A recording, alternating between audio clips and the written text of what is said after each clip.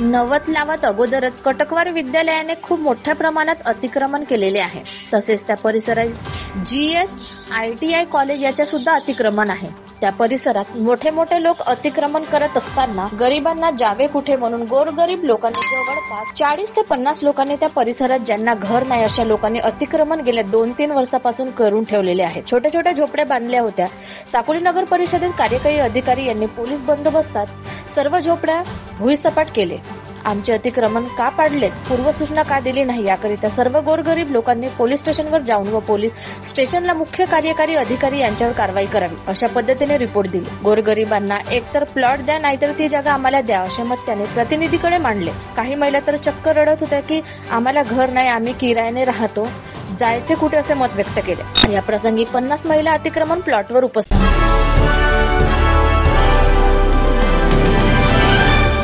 मी घनश्याम गोविंदा पटले, मी x-serviceman आहे, आर्मीतून retire आहे मी। तर इथं मी असंच फिरायला आलो तर GS कॉलेजवाल्यांनी 4 वर्षाच्या आधी एक अतिक्रमण केला होता, त्यांना कोणीच काही म्हणत नव्हते। आता त्याच जमिनीवर अतिक्रमण लोकांनी केलेलं आहे।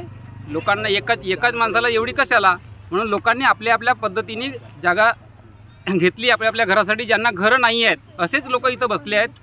आज CO येऊन त्यांचा 2 वर्षाचे राहणारे लोक 2-3 वर्षापासून जे राहतात त्या लोकांना आज न नोटीस देता त्यांच्या मुलाबाळांची हयगय त्यांचा विचार न करता COनी त्यांचा अतिक्रमण तोडलेला आहे।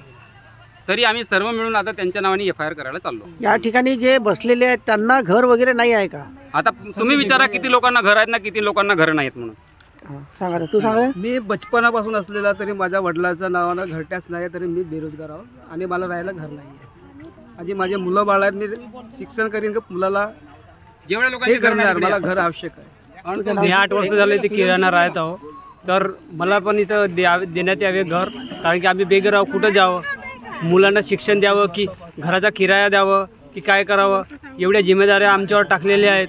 तर COनी आज येऊन आमचं अतिक्रमण हे हटवलेलं आहे। लाखो रुपयाचं आमचं नुकसान केलेलं आहे आणि गरिबाला एवढ्या लोकांचं लाखो रुपये नुकसान झालं, एवढ्या लोकांच्या लाखो रुपयाचं नुकसान झालं आणि गरिबाला बेघर केलेलं आहे। इथं द्यावं त्यांनी, हीच विनंती।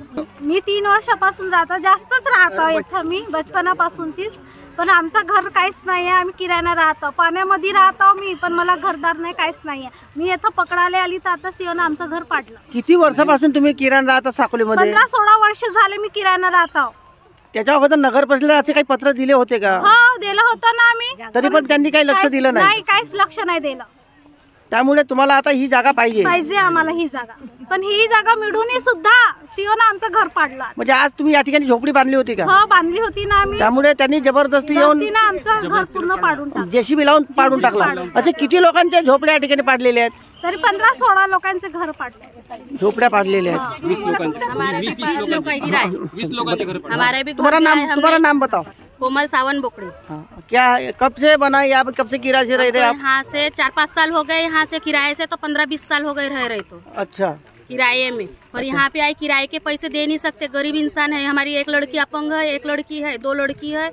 यहाँ से पास में स्कूल पढ़ता था, स्कूल में डालने के लिए बोले तो वो आए और गिरा दिए घर, और यहाँ से जाओ करके खाली करने लगा। का मकान था क्या? कितना नुकसान हुआ आपका?